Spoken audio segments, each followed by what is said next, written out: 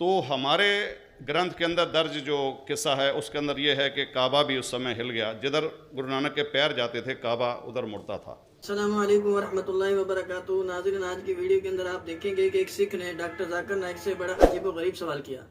वो सवाल भी आपको सुनाएंगे और डॉक्टर जाकिर नाइक ने जो जवाब दिया वो भी आपको सुनाएंगे। आपसे गुजारिश है कि वीडियो को आखिर तक देखिएगा। चलिए वीडियो को शुरू करते हैं। जनाब डॉक्टर जाकिर साहब, मैं इस प्रोग्राम में आने में थोड़ा सा देर हो गई मेरे को, और अगर मैं यहाँ नहीं आ पाता तो शायद अपने आप को ज़िंदगी भर माफ़ नहीं कर पाता।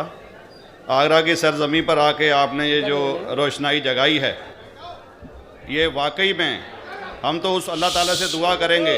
जी हाँ,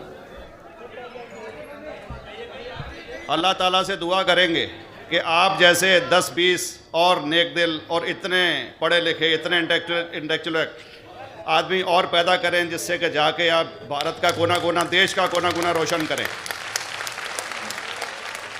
तहे दिल से स्वागत आपका। मेरा एक छोटा सा सवाल से पहले थोड़ा सा एक हमारे भी गुरु ग्रंथ साहब के अंदर गुरु नानक साहब ने पूरी दुनिया का चक्कर लगाया, जिसके अंदर मक्का मदीना भी शामिल है। और जैसा कि एक सवाल इससे पहले हो चुका है कि गैर मुस्लिम जो है मक्का मदीना में अलाउड नहीं, या वहाँ का कैंटोनमेंट जो है अलाउ परमिशन नहीं देता। मगर ये तो तय है, आप मानते हैं, इस्लाम मानता है, हम मानते हैं, हमारे ग्रंथों के अंदर दर्ज है। गुरु नानक साहब के 2 चेले थे, एक बाला और एक मर्दाना, एक हिंदू और एक मुस्लिम। मर्दाना की बहुत ख्वाहिश थी कि मुसलमान जब तक पूरा मुसलमान नहीं कहलाने का हकदार, जब तक कि वो काबा का दर्शन ना कराए, तो गुरु नानक साहब उसको लेके और काबा गए। हमारे ग्रंथ के अंदर जो दर्ज है कि जब वो वहाँ पहुँचे, उन दिनों बहुत लंबा ये किस्सा है, 1 साल लगता था, और वो रूट सारा उसका वर्णन है। और वहाँ जब मक्का जो मस्जिद के बाहर साथ ही एक दीवार थी, जहाँ पर के भारत के जो मुसलमान दर्शन करने जाते थे काबा के, वो उनको वहाँ ठहराया जाता था। वहाँ की देखभाल जो करता था वो मुल्ला जीवन करता था। जब गुरु नानक साहब अपने चेलों के साथ में वहाँ पर पड़े थे, तो सुबह जब मुल्ला जीवन वहाँ की सफाई करने के लिए आया, तो उसने देखा गुरु नानक साहब के जो पैर थे वो काबा की तरफ थे। वो गुस्से में चिल्लाया कि ये कौन काफिर है जो कि काबा की तरफ पैर करके पड़ा है, और उसने गुस्से के अंदर आके उनके पैरों को झटका दिया, दूसरी तरफ किया। तो हमारे ग्रंथ के अंदर दर्ज जो किस्सा है उसके अंदर ये है कि काबा भी उस समय हिल गया। जिधर गुरु नानक के पैर जाते थे काबा उधर मुड़ता था। तो वो ज़ोर से चिल्लाया, ये कोई हज़रत है, ये कोई औलिया है। तो उस समय के जो काजी थे मक्का के, काजी रुकनुद्दीन साहब थे, और शाह शरफ, कई हस्तियों के नाम हैं उसमें। तो मैं ये जानना चाहता हूँ कि ये वर्जन को आप मतलब एग्री करते हैं, और करते हैं तो इसका हमारे मुस्लिम ग्रंथों के अंदर किस तरीके से उल्लेख है, ये कृपया बताएं। भाई साहब ने एक सवाल पूछा अपने गुरु ग्रंथ साहिब के मुतालिक, और अल्हम्दुलिल्लाह मैं भी गुरु ग्रंथ साहिब पढ़ चुका हूँ। और जिस तरीके से, क्योंकि वक्त मुख्तसर सा होने की वजह से मुझे वक्त नहीं मिला कि गुरु ग्रंथ को भी कोट करूं। आपका सवाल का जवाब देने के पहले मैं आपसे ज़्यादा चाहूँगा कि इवन गुरु ग्रंथ की किताब पढ़ेंगे आप, ग्रंथ जिसे आदि ग्रंथ कहते हैं, और कोई सिख से पूछेंगे कि खुदा का तसव्वुर क्या है, सबसे बेहतरीन जवाब कोई सिख दे सकेगा वो आपको कोट करेंगे जापू जी, जो गुरु ग्रंथ साहिब आदि ग्रंथ के सबसे पहले चैप्टर है, सबसे पहला श्लोक, जिसके कहते हैं जापू जी।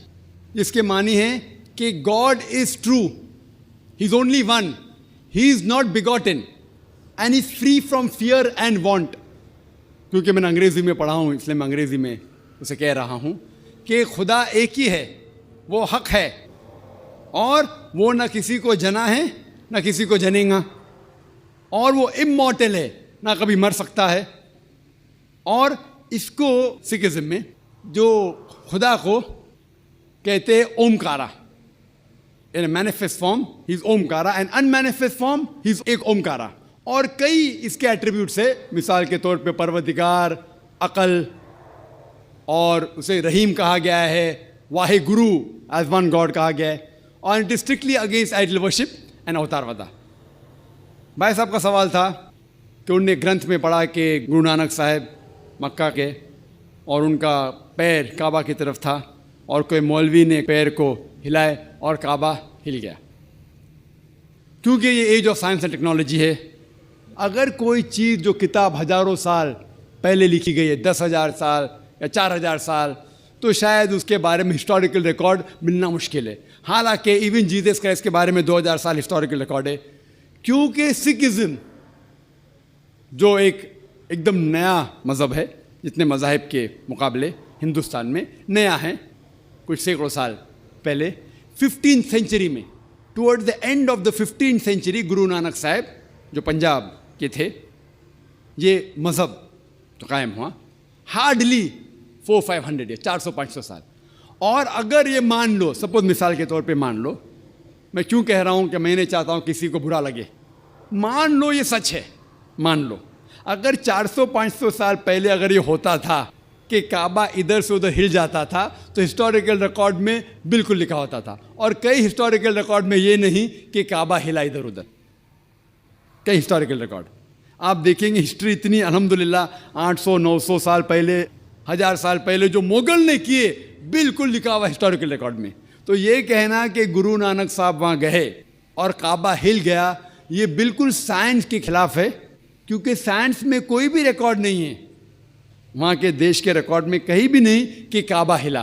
तो इसलिए हम कहते हैं कि हो सकता है ये गलती से किसने लिखा होगा, न कई किस्से कहानी। ये मैं तस्लीम करता हूँ कि गुरु ग्रंथ साहिब में कई चीज़ें सही है, हक की बात है, लेकिन ये तस्लीम करना कि काबा हिल गया, ये बिल्कुल साइंस के भी खिलाफ है, साइंस के खिलाफ है। और इस्लाम में भी ये नहीं है। लेकिन ये कहना कि कोई गैर मुस्लिम जा सकता है, मुमकिन है, चुपके से कोई गया तो हो सकता है। नाजरीन, उम्मीद है आपको वीडियो पसंद आई होगी। अगर वीडियो पसंद आई हो तो हमारे चैनल को सब्सक्राइब कर लीजिएगा, वीडियो को लाइक और शेयर जरूर कर दीजिएगा और बेल आइकन को प्रेस कर लीजिएगा ताकि हर नया आने वाली वीडियो आपको बर वक्त मिल सके।